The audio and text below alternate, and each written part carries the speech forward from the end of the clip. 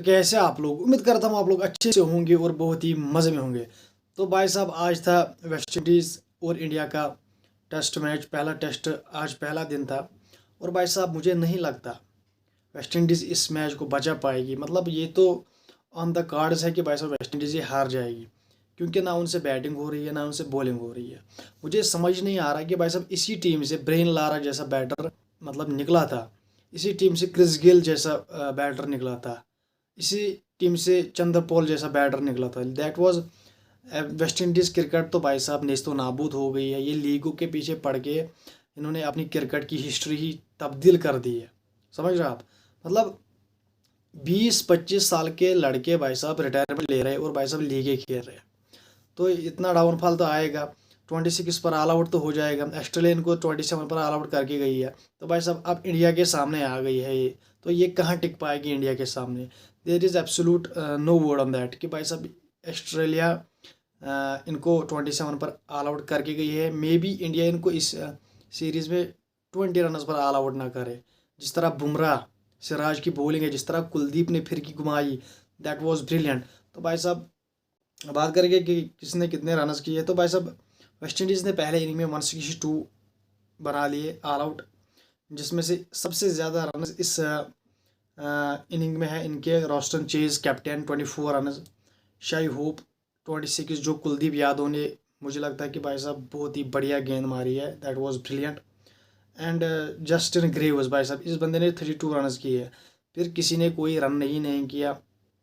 John Campbell 8 runs, Chanderpaul 0, Alick Athanaze 12, Brandon King 13, and क्या कहते हैं इसको, Khary Pierre 11 runs, Warrican 8, Johann Layne 1 and Jayden Seales 6 runs.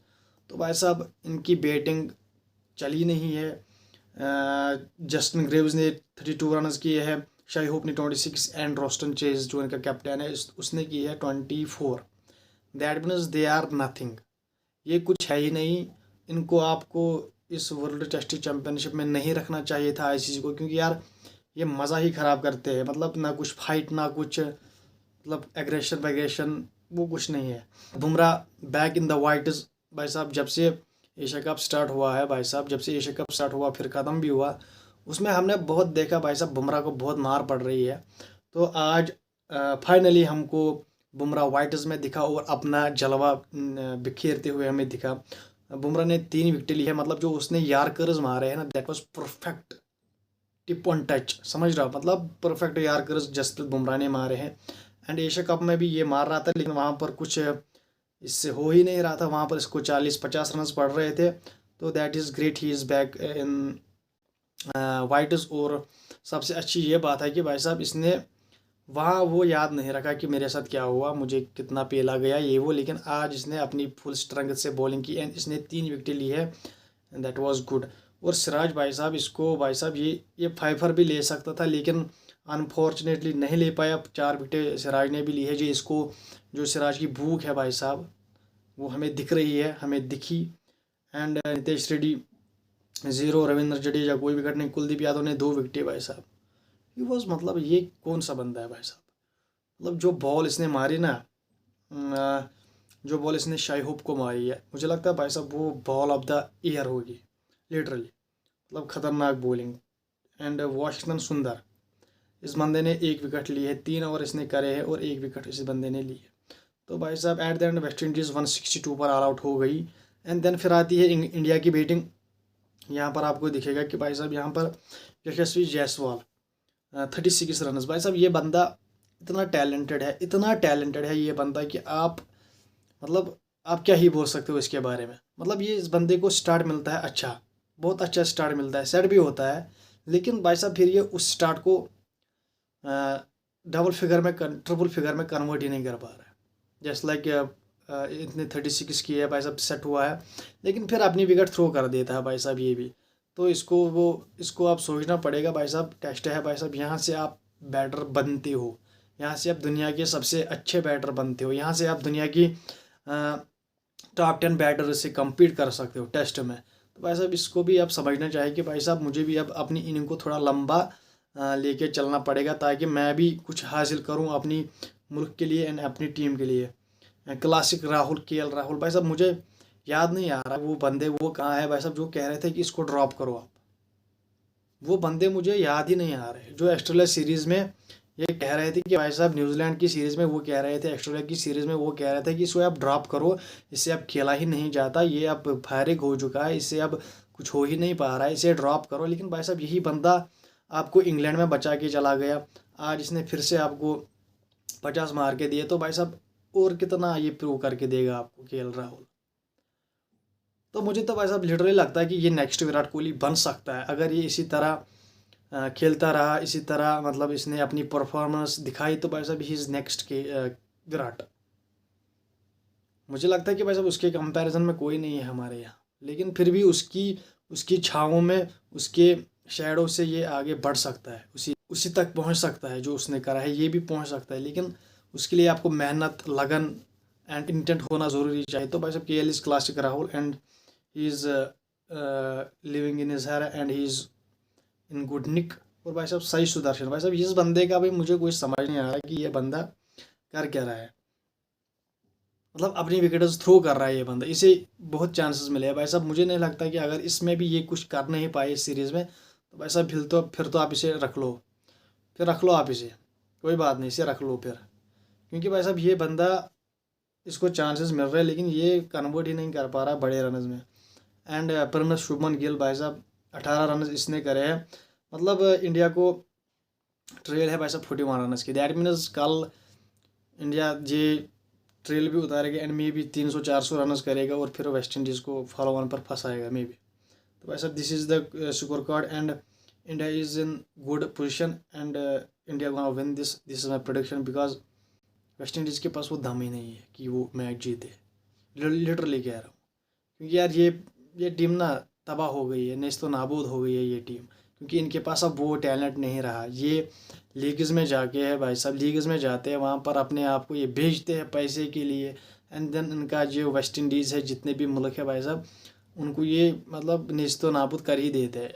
Leagues के पीछे पड़ के भाई साहब इन्होंने क्रिकेट अपनी ख़त्म कर दी है यार। इसी मुल्क से, इसी वेस्ट इंडीज़ रीजन से भाई साहब Brian Lara, Chris Gayle, Pollard, Sammy, मतलब इतने बड़े बड़े खिलाड़ी, इन्होंने बहुत कुछ करा है भाई साहब इंटरनेशनल क्रिकेट में, इन्होंने क्रिकेट को बहुत कुछ दिया है। तो भाई साहब यकीन ही नहीं हो रहा कि इन टीमों का भी डाउनफॉल, इतना बुरा डाउनफॉल होता है भाई साहब, दैट वाज डिज़ास्टर। एंड भाई साहब बात करेंगे पाकिस्तान और पाकिस्तान और बांग्लादेश का भी आज मैच था, जिसमें पाकिस्तान की वुमेन्स कुछ खासा नहीं कर पाई। मतलब यार जिस तरह बांग्लादेश ने इनको फंसाया यार, फिर तो लग रहा था कि ये 50 भी ना करे, 80 ना करे। तो भाई साहब यहाँ पर बांग्लादेश ने इनको हरा दिया है आज, एंड पहली जीत बांग्लादेश ने हासिल करी है। एंड 129 रन पाकिस्तान ने बनाए 38 ओवर्स में, लेकिन बांग्लादेश ने 31 ओवर्स में 131 रन बना के मैच को अपने पास कर लिया एंड मैच जीत लिया। तो ऐसा पाकिस्तान की वुमेन्स भी पाकिस्तान के मेंस की तरह फेल होते जा रहे हैं। तो भाई साहब बात करेंगे पाकिस्तान क्रिकेट बोर्ड ने जो NOCs प्लेयर्स को देनी थी उसको सस्पेंड कर दिया। अभी तक ये पता नहीं है कि कितनी देर तक इन्होंने सस्पेंड कर दिया, लेकिन जो भी NOCs है उनको सस्पेंड कर दिया गया है because of I don't know why. मुझे लगता है कि भाई साहब जो इंडिया से शिकस्त हुई है इनको, उसकी वजह से इनका जो बोर्ड है भाई साहब, उन्होंने अपनी एग्रेशन प्लेयर्स पर निकाली है, इनको NOCs बंद कर दिया। That means Babar, Rizwan, Shaheen, Shadab Khan and जो ILT में बिके हैं फ़खर जमान, हसन नवाज़, जो भी प्लेयर बिका है इनका भाई साहब, वो फिर नहीं खेल पाएंगे। तो भाई साहब अभी कुछ लग नहीं रहा है कि क्या कब तक ये रहेगा ये NOCs।